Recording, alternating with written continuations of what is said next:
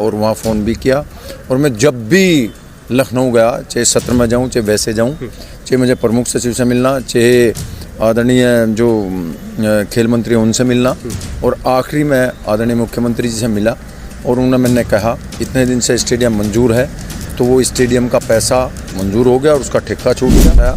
किसानों की भी चर्चा हुई है, मील के पेमेंट की भी चर्चा हुई है, गन्ना डाइवर्जन की भी चर्चा हुई है, तो गन्ने के भाव की भी चर्चा हुई है। आदरणीय मुख्यमंत्री जी ने पैदरी चरण सिंह जी की जो पौधशाला है उनकी राजनीति की शुरुआत वहीं से थी, और उन्होंने किसानों के लिए काम भी अच्छे कार्य किए हैं, और किसानों ने उनका सम्मान करने में कमी नहीं करी।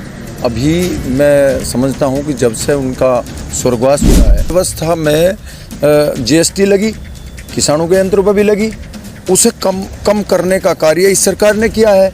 जहां ट्रैक्टर 18% जीएसटी पे था वो 5% पे हो गया, जो यंत्र हैं वे 5% पे हो गए।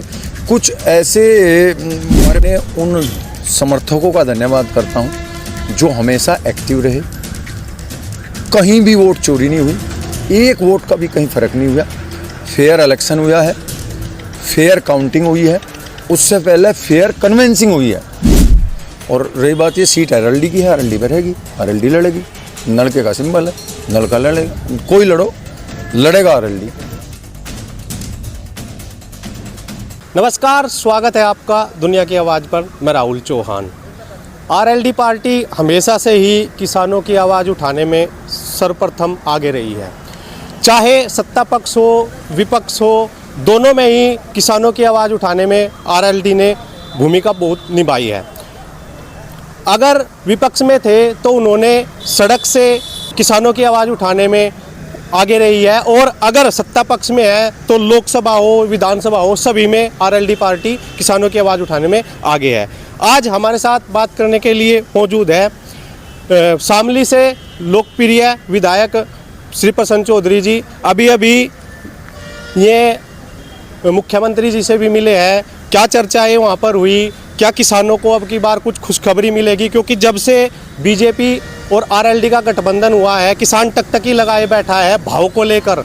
कुछ मील शुगर है जो जिनमें भुगतान की भी समस्या चल रही है, क्या उनको लेकर चर्चा हुई है? क्या 2027 की तैयारी की चर्चा हुई है? क्या भी जो भी चर्चा है उस पर हम बातचीत करेंगे। पहले तो स्वागत है जी आपका हमारे चैनल पर। धन्यवाद राहुल भाई। तो चौधरी साहब, अभी आपकी मुलाकात मुख्यमंत्री जी से हुई है, किन विषयों को लेकर चर्चा रही है? जनहित के मुद्दे थे और कुछ सरकारी योजनाएं हैं जो अंतिम व्यक्ति तक पहुंचनी चाहिए, उन पर चर्चा हुई है। आदरणीय मुख्यमंत्री जी ने बहुत बड़ा आश्वासन दिया है, और एक काम तो मैं आपको बताऊं जो 4 साल से लटका पड़ा था, 3 साल तो मुझे हो लिए उस काम के लिए। जिला स्टेडियम है, और मैं धन्यवाद करता हूं अपने मुख्यमंत्री जी का, और प्रशासन का भी मुझे धन्यवाद करना होगा, क्योंकि जब भी मैं इस मुद्दे के लिए चर्चा के लिए जिलाधिकारी के पास पहुंचा तो जिलाधिकारी महोदय ने मेरा साथ दिया और वहां फ़ोन भी किया। और मैं जब भी लखनऊ गया, चाहे सत्र में जाऊँ चाहे वैसे जाऊँ, चाहे मुझे प्रमुख सचिव से मिलना, चाहे आदरणीय जो खेल मंत्री हैं उनसे मिलना, और आखिरी में आदरणीय मुख्यमंत्री जी से मिला। और उन्होंने मैंने कहा इतने दिन से स्टेडियम मंजूर है, तो वो स्टेडियम का पैसा मंजूर हो गया और उसका ठेका छूट गया। अब जिला स्टेडियम बनना, जो जगह चिन्हित है भैंसवाड़ में, वहाँ बनना शुरू हो जाएगा। ये बड़ी खुशखबरी हमारे ज़िले के लिए है और युवाओं के लिए है, खेल प्रेमियों के लिए है। सबसे बड़ा काम तो ये हुआ। दूसरा, यहाँ एक परिवहन अड्डा की भी बात चल रही है, उसका भी मुद्दा था जो प्राथमिकता पर मैंने वहाँ उठाया था। तीसरा, अभी आपने भी बताया, किसानों की भी चर्चा हुई है, मील के पेमेंट की भी चर्चा हुई है, गन्ना डाइवर्जन की भी चर्चा हुई है, तो गन्ने के भाव की भी चर्चा हुई है। आदरणीय मुख्यमंत्री जी ने हमें पहले भी कहा था और अब फिर आश्वासन दिया है, तो अब की बार ज़रूर भाव बढ़ेगा, और मुझे उम्मीद यह है अब वो किसानों को भी हमें भी खुश करेंगे। रही बात इसकी, जो पेमेंट नहीं कर रहा, जो फैक्ट्री पेमेंट नहीं कर रही गन्ना फैक्ट्री, उसका गन्ना डाइवर्जन होगा और इनके खिलाफ एफआईआर भी होगी जो किसानों का पेमेंट नहीं दे रहे। मुख्यमंत्री जी बहुत एक्टिव हैं और बहुत ही एग्रेसिव हैं इस मामले में। किसानों की हर बात को समझते भी हैं और किसानों के प्रति उनकी सहानुभूति है। भाव भी बढ़ेगा, पेमेंट समय से मिलेगा, और जो पेमेंट नहीं दे रहा उससे गन्ना डाइवर्ट भी होगा। 2025 के लोकसभा चुनाव से एक नारा बहुत फेमस हुआ था 400 पार। क्या गन्ने का भाव 400 पार जाएगा या अभी भी कुछ नीचे रह जाएगा? देखो, जो गन्ना प्रेमी है, जिसके अंदर गन्ने की आग है, और जैसे यहाँ के किसान हैं और राष्ट्रीय लोकदल पार्टी है, इनकी आत्मा के अंदर गन्ना और स्वर्गीय चौधरी चरण सिंह जी बसते हैं, तो उनकी हर एक आदमी की यही पुकार होगी कि गन्ना 400 के पार हो। और मुझे उम्मीद है कि अब की बार वो पुकार और इन लोगों का जो मानना है और जो इनकी मांग है वो अब आदरणीय मुख्यमंत्री जी पूरी करेंगे। दो मुद्दे अभी कुछ दिनों पहले चले हैं।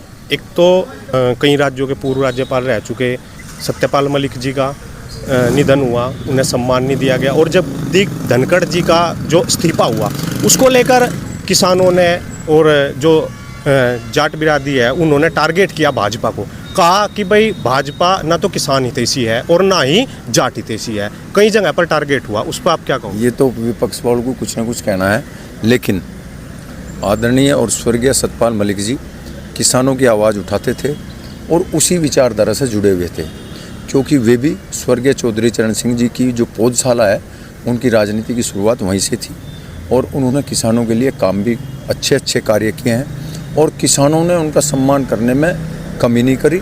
अभी मैं समझता हूं कि जब से उनका स्वर्गवास हुआ है, जब से पश्चिमी उत्तर प्रदेश के, मैं बल्कि 2-3-4 जिलों की बात कर लूं तो उनकी शोक सभा, श्रद्धांजलि सभा कम से कम 6-7 जगह हुई है, जिनमें 2-3 जगह तो मैं भी पहुंचा हूं। तो असल में तो सम्मान यही है, लोगों के दिलों में उन्होंने जो कार्य किए वे हैं, और किसानों के हमेशा साथ रहे हो, चाहे कोई भी मुद्दा हुआ, चाहे वे कहीं भी हुए, उन्होंने किसानों की आवाज़ को बुलंद किया, और ये बहुत बड़ा सम्मान किसानों ने उनका दिया है, और वो हमेशा किसानों के आत्मा में बसे रहेंगे। रही बात आदरणीय और पूर्व महामहिम कहूँगा मैं तो उन्हें, जो हमारे उपराष्ट्रपति जी थे आदरणीय धनखड़ जी, वो जगदीप धनखड़ जी, वो बीमार हुए हैं, बीमारी के कारण उन्होंने इस्तीफा दिया है, वो क्लियर भी हो गया है, उसमें कोई ऐसी बड़ी बात है नहीं। विपक्ष ने बड़ा टारगेट करा। विपक्ष को तो टारगेट करना है, उनका काम ही टारगेट है। दो विपक्ष वाला मुद्दे नहीं उठाओगा तो उसे कौन पूछेगा, सड़कों पे फिरेगा। विपक्ष वाले जीएसटी में जो जीएसटी का जो स्लैम दिया है सरकार ने, उसे तो नहीं उठा रहे, उसमें तो मजाक कर रहे हैं, पिछला दे दो। अरे ये कोई मतलब थोड़ा है भाई। देखो, एक व्यवस्था होती है, उस व्यवस्था में जीएसटी लगी, किसानों के यंत्रों पर भी लगी, उसे कम करने का कार्य इस सरकार ने किया है। जहां ट्रैक्टर 18% जीएसटी पे था वो 5% पे हो गया, जो यंत्र हैं वे 5% पे हो गए। कुछ ऐसे हमारे प्रोडक्ट हैं जिन पे बिल्कुल जीरो कर दिया, किताबों पे जीरो हो गया है, पढ़ने के कई सामान ऐसे उन पे जीरो हुआ है, पेस्टिसाइड में कुछ दवाइयों पे जीरो हुआ है, उन पे कम हुआ है। तो इससे तो बहुत बड़ा लाभ मिला, उसे तो वे उठा नहीं रहे। वे उस चीज़ को उठाओगे जहाँ उन्हें मुद्दे दिखाई देगा, और जबकि वे मुद्दे हैं नहीं, तो उन्हें झूठ सच लपेट के अपनी बात कहनी है, वो तो कहेंगे विपक्ष, और विपक्ष का रहना भी ज़रूरी है। मैं तो ये कहता हूँ कि यदि विपक्ष नहीं होगा तो फिर सत्ता पक्ष कैसे काम करेगा। तो उन्हें उठाने चाहिए, और जो कार्य अच्छे कार्य सरकार कर रही है उसे उन्हें करते रहना चाहिए। जो सार्वजनिक काम है, जो जनहित के कार्य हैं, वे होने चाहिए, और उन्हें लाभ मिल रहा है। तो विपक्ष कहता रहेगा, सड़कों पर फिरेगा, वो ठीक है, होता रहेगा। वोट चोरी का मुद्दा राहुल गांधी जी ने उठाया, उसमें आप जब सत्ता पक्ष में नहीं थे, आपका गठबंधन नहीं हुआ था, आप शामली से विधायक बने, क्या उस समय वोट चोरी का कुछ आपको लगा ऐसा भाई वोट चोरी होती है? मेरी बात सुनो, जितना फेयर इलेक्शन 2022 का शामली का हुआ, उसमें मैं प्रशासन का भी धन्यवाद करता हूं, और अपने उन समर्थकों का धन्यवाद करता हूं जो हमेशा एक्टिव रहे। कहीं भी वोट चोरी नहीं हुई, एक वोट का भी कहीं फ़र्क नहीं हुआ।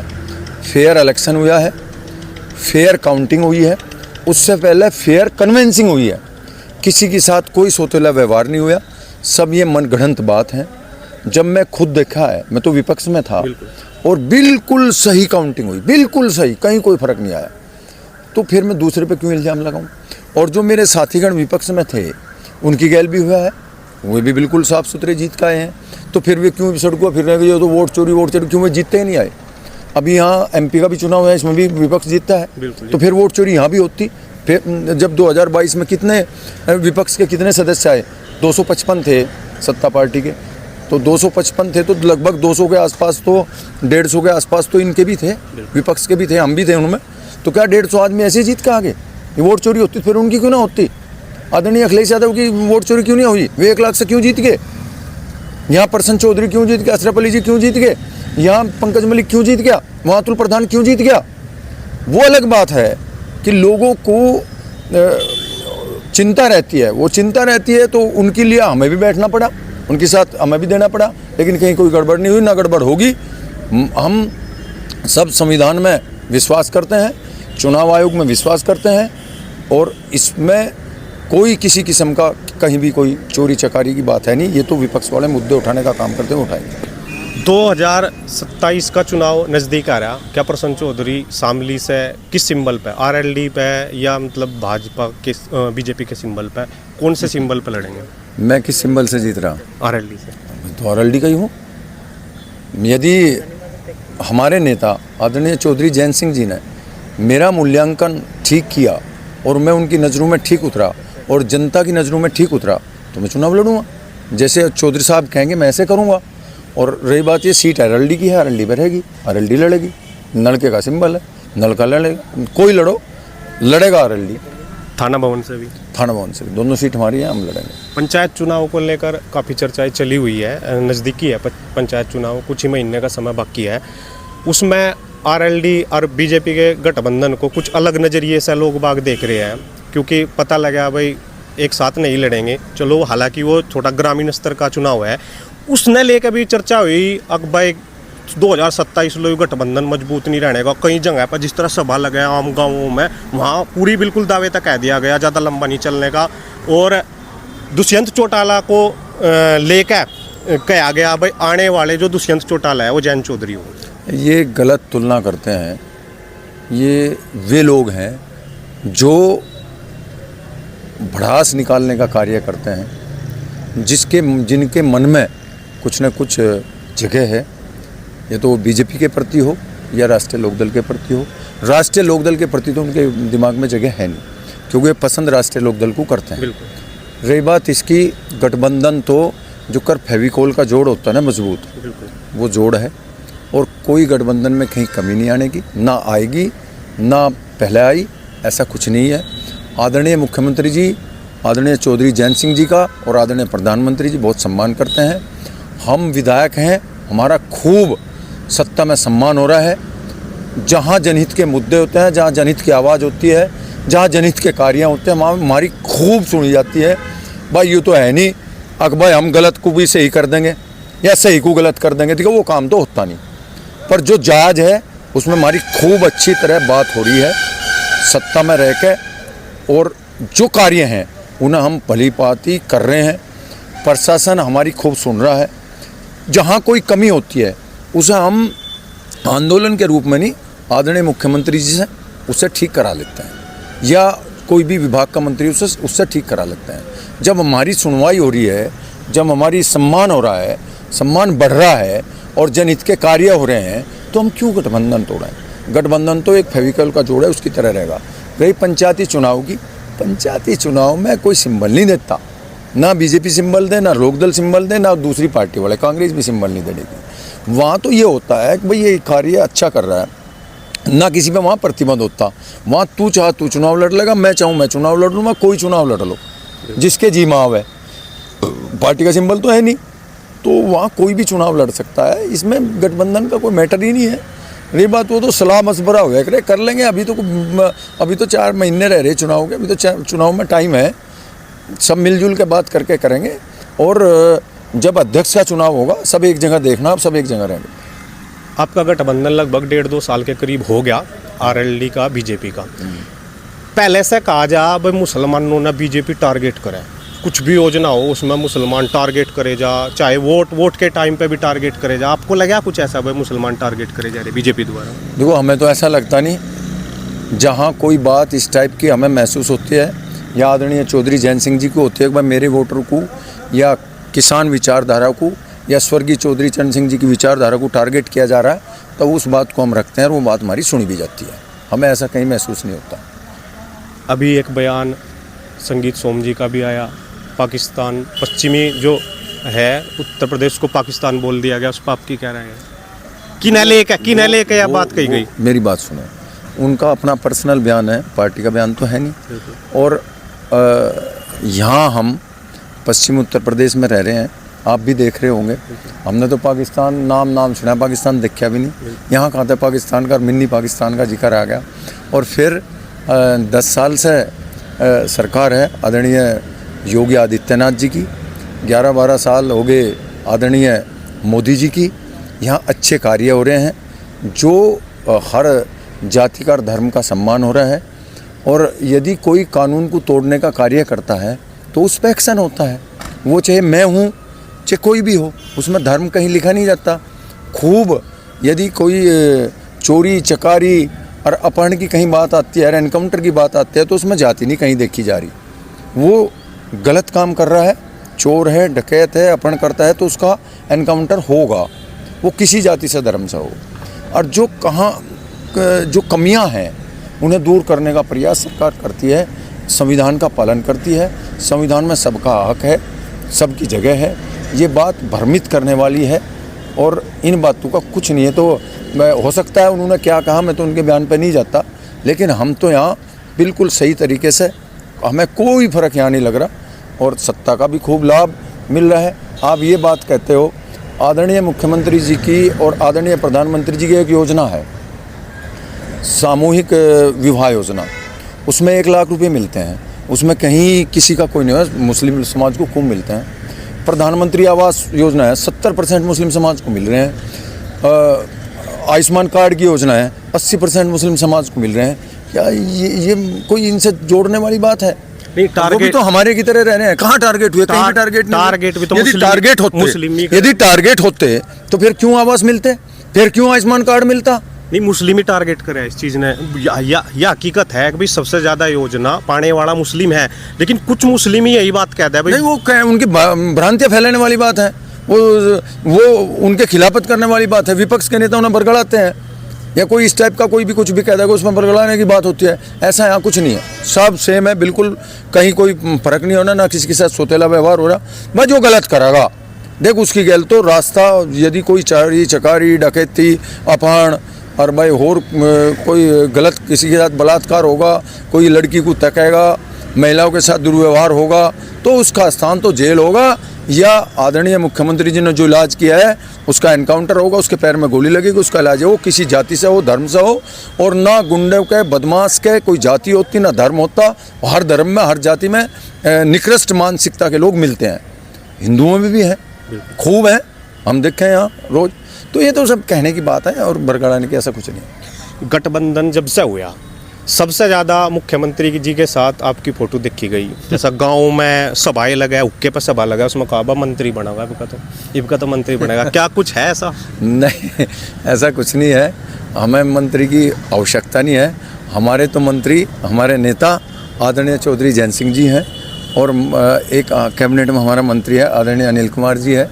और मंत्री की आवश्यकता नहीं, मंत्री की आवश्यकता उसे पड़ती होगी जिसके काम रुकते होंगे। हमारे काम कोई रुकते नहीं, हम तो डायरेक्ट मुख्यमंत्री जी से बात कर लेते हैं, ज़रूरत तो कुछ है नहीं। और कोई सम्मान मिलता हो किसी को भी मिले, वो बढ़िया होता है, सम्मान किसी को मिले। तो बहुत बहुत धन्यवाद प्रसन्न चौधरी जी का। धन्यवाद।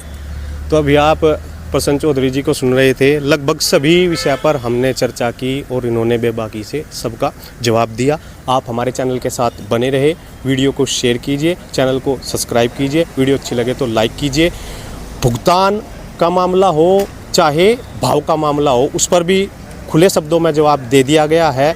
किसानों को कह दिया गया है कि अब की बार चिंता की कोई बात नहीं है, भाव बढ़ेगा। हालांकि भाव कितना बढ़ेगा उसको लेकर अभी कोई बात नहीं हुई है। जितना भी बढ़ेगा, उम्मीद किसानों की 400 पार की है। उन्होंने कहा कि भाई 400 पार हो सकता है। तो आप हमारे चैनल के साथ बने रहिए और हम आगे भी ऐसी वीडियो आपके समक्ष लाते रहेंगे। बहुत बहुत धन्यवाद। जय हिंद, जय भारत।